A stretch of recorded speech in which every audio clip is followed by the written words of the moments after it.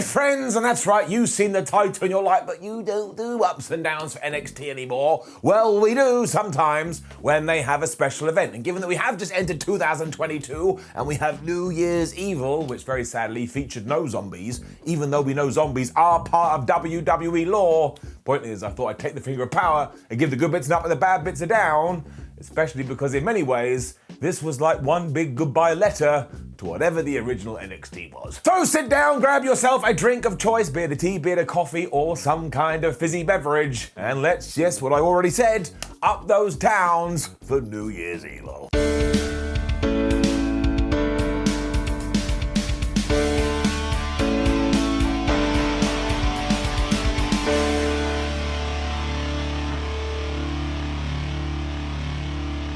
It is goodbye to the Cruiserweight title. I mean, I know that WWE had good intentions when they did bring it back, and it was exciting for a little while, but actually, if you look at it as a whole, they basically treated it the exact same way as they did 20 years ago. The point is, it was Roderick Strong and Carmelo Hayes fighting for both the Cruiserweight title and the North American Championship, and to tie this up in a lovely little package and put a bow on it, what a way to start the show up. They just hit the go button instantly and did every single move they possibly could to let the audience know. I know that it is Tuesday night and I know you're watching on the USA Network, but this is a super duper edition of NXT and not the usual gubbins that you're used to. I mean, at one point they were just fighting over the stronghold, like Roderick Strong was doing it and then Carmelo Hayes was doing it. It almost became like they were doing a game of tennis. It was just back and forth and back and forth. I think that annoyed Strong too, because as soon as he was back to his feet, he hit Carmelo Hayes with an Olympic slam for another good near fall, and then he was definitely pissed off because these two went to the top rope and they hit this avalanche suplex X-plex thing, and it was so crazy and it was so like carnage, I couldn't even tell you who hit who. They just both landed on the floor in a heap and I freaked out and I was like, should I ring someone? And then realized I had no one to call. And honestly, that maneuver was so insane that even if before it both of these guys had just played diddlywinks for 10 minutes and then done that, I still would have gone, well, bravo, what a tremendous match. Somehow Hayes wasn't dead after this, so he then managed to get this crazy amount of height as if he was Montez Ford and hit his guillotine leg drop, and the ref went 1 and the ref went 2 and the ref went 3. So of course we made Mr. Hayes a double champion. He's the rookie, whereas Roderick Strong is the veteran. But now you do say fare thee well for the Cruiserweight title, because you just know what NXT/WWE will do. But honestly, this was pretty damn good. Saw Bron Baker and Tommaso Ciampa in the back going, oh man, I'm so ready for the main event. And when the camera was on Tommaso, he bumped into AJ Styles and they danced around a bit, because I presume they're both good guys now. And this was very timely as way, because AJ Styles then walked his way to the ring. Now maybe I got confused, which is probably true because I'm an idiot. I mean, look at me, even my parents go, oh, how did we produce you, you absolute piece of trash? But I thought given that it was New Year's Evil, which was basically like a somewhat pay-per-view, we were getting AJ Styles versus Grayson Waller, because they have been going at it recently, but instead, AJ basically brought Raw to NXT, because they just did a skit. And it was alright to a point, because AJ Styles was over like crazy and he said, oh man, I never got to go through NXT, but I love it down here.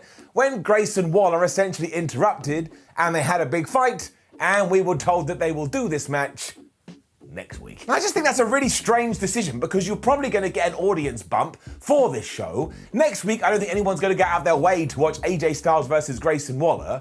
Whereas if they had had a banger on this evening, maybe you could have made somebody go, actually, I probably should make sure I'm here next week because I don't want to miss the follow-up. So this just feels like we have too many cooks in the kitchen and one isn't talking to the other. Like these dudes over here are making some eggs and these dudes over here are making some chocolate and nobody wants chocolate eggs. Also, AJ Styles probably has to lose this. I mean, it depends how you look at it.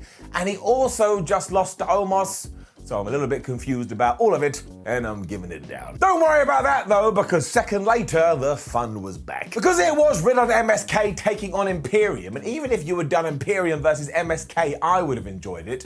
But as we did get one half of RK Bro, and we got Walter, This rocked. Nash Carter got wrecked by Bartel and Aichner for a little while before he did get the hot tag to Riddle, and this is when we ensured we had Walter and the former Matthew going at it, and I need this match. I don't care if you do it on NXT, I don't care if you do it on Raw, I don't care if you do it on SmackDown. Also, given that Walter has lost a tremendous amount of weight, he too needs to be called up to the main roster, and WWE, you need to do Brock versus Walt. I am serious, and I'm like a start to Raw, I am just going to stand here until you make this happen. I mean, that's not true, because eventually YouTube will just cut me off, but do it. There was also this tremendous spot where all the good guys flew out of the ring simultaneously, and I was just like, man, what a wonderful sight. And this annoyed Walter, because he started barking orders at his Imperium boys, going, oh, you better sort this out. And while I'm sure in theory this was a good idea, it did not work at all. Instead, Carter ran wild for a little bit before he did tag back in Riddle, who not only hit the floating blow, but he smashed Aichner with the RKO to get the victory. And because I'm a massive nerd, I was like, oh, look, Monday Night Raw, maybe this is what you should be doing, Riddle, on your show, because it makes him feel like a big deal. And that is a little bit strange. Like on Raw, he's always Randy Orton's fall guy, but here on NXT, he feels like a main eventer. Honestly, take that criticism, throw it over there, go watch this, it's so damn entertaining. We then found out that the Dusty Classic is coming back and that Joe Gacy and Harland are going to be one of the tag teams in it when we saw Mandy Rose arrive in a helicopter, which was quite timely, because it was time for her triple threat match. Now, she was facing Cora, Jade, and Raquel Gonzalez here, and of course, because it was a three-way, there's no such thing as disqualification, so at one point they were using kendo sticks. But this just made the whole thing really, really strange, because once they were done with the sticks, they went, well, shall we use any other weapons? No, I don't think we shall. And I was like, well, why wouldn't you? If you're happy to introduce one weapon, you may as well go get a gun. And it was all right to begin with, because Gonzalez is the bigger competitor, so she was grabbing Rose and Jade and just throwing them around the place. But really, this suffered from what NXT 2.0 has been suffering with from a while now, and that's just putting people in the ring too early. And very sadly, this kind of fell apart. And there was a good bit when Gonzalez was able to hit her powerbomb on Mandy Rose, and then Jade broke it up at the last second with a senton off the top. But then she went after Mandy, and we had this weird exchange, which was basically trading the most devastating move in all of sports entertainment, the surprise roll-up. And Mandy kind of reversed it and did this really strange one when she didn't even hook the leg, and she retained her title. So that left me really disappointed, because I've seen this finish so many times, and there was a kendo stick right there. Why didn't somebody grab it, just go twonk and whack somebody right on the head? So we do have to give this a down, although always remember, when you do watch NXT 2.0, you are going to get these kind of matches, because we are quite literally watching people grow in front of our eyes. And in that sense, I do massively respect them, but still. Even though this was a pseudo pay-per-view as well, we still did have a bunch of skits, because Andre Chase was then out and he was doing his whole university thing, and because he had a bunch of students at ringside, he even gave one of them a scholarship.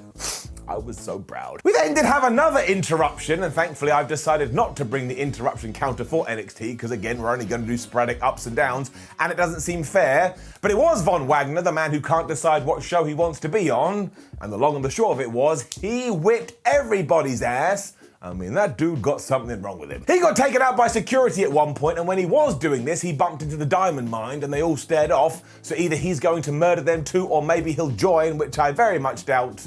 And basically, to sum all this up, it was fine. We also had a short vignette featuring Cameron Grimes, who's going to have some sort of gimmick change in 2022. It seems like he's going to leave the money behind and start chasing gold, championship belts. And then it was time for our main event. And fair play to everybody at NXT, because I was so sure that Bron Breakker was going to win the NXT World title during the last round, but we didn't. We held it off, we built him up, he was kind of a little bit over here and he was a little bit over there, to the point now I was like, well, if he doesn't win this time, we've lost our damn minds. Which of course means he did. Shout out to Tommaso Ciampa as well for just being such a damn good pro wrestler. And if you tuned into New Year's Evil hoping you would have some kind of visual cue that the old NXT is dead, when Bron Breakker was making his entrance, he just stormed through the logo and I was chuckling away. This is the most WWE thing ever. Should we have some subtlety? Of course not. Now, it did make Steiner, excuse me, Breaker seem like somewhat of a star, because if you do get a special entrance, it always puts more eyes on you. And he went off as soon as the bell rang, because he grabbed Tommaso Ciampa and he was just suplexing him around the place. Honestly, I don't see how we fell with this guy. Even if you take him and you put him on Raw and SmackDown and say, oh, he's the banker, Bron Breakker, which would be terrible, he's still going to make it work because he's just got something. Ciampa even started to play a little bit dirty at one point because I think he was panicking, like, how do I stop this guy? And he whammed him with a dive. But when this didn't work, they just started to punch each other right in the face. And seriously, they were connected. This kind of powered up Breakker though, because he hit the Stinger Splash, and I think he was going for a Super Frankensteiner, but that got cut off. But when Bron, a few seconds later, smashed him with a spine buster, he also did a standing moonsault. Now, maybe he's done this before, and I've missed it, but it was so effortless. And now I'm like, great, he's a luchador too, what can't he do? We are going all in with him too, because Breakker was able to kick out of the Widow's Bell, then he gagged Tommaso and he threw him through Alan the announce table, and when we were back in the ring, he hit his power slam finish thing, but honestly, Ciampa grabbed the rope at the last second. That was really well done. It was also the beginning of the end because you could start to see what the plan was, because Ciampa hit the fairy tale ending, Bron Breakker kicked out of that to say, oh, I have the power, and then he locked on, I guess we call it the Steiner recliner or the Breakker bad times. I have no idea. The point was Tommaso Ciampa had nowhere to go and he put this guy over big because he tapped out. We have a brand new champion. And yes, it's still absolutely ridiculous that we don't call this guy Steiner, but I'm not going to worry about it because I have real problems in my life. And if you go on social media right now, after the cameras did go off air, Rick Steiner was in the ring celebrating with his boy.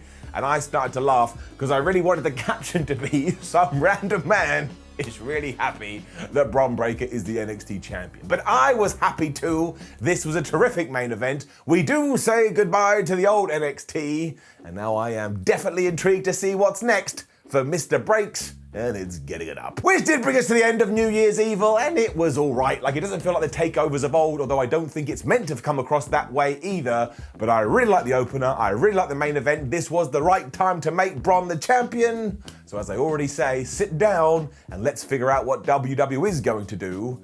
I mean, flub it. Why not just bring him up now and have him win the Royal Rumble? It may just happen, and overall it's getting it up. Now please do leave a comment below and let us know what you thought about New Year's Evil. Like the video, share the video, and subscribe. Head over to WhatCulture.com. We shall keep you up to date with all the latest wrestling news. We'll do that on social media too, so give us a follow. And as you are on YouTube, if you find yourself in the day going, I need to be entertained, watch another video. My name is Simon WhatCulture, the king of the ups and downs, and I will see you the next time you don't want to watch wrestling, so I'll do it for you. Goodbye.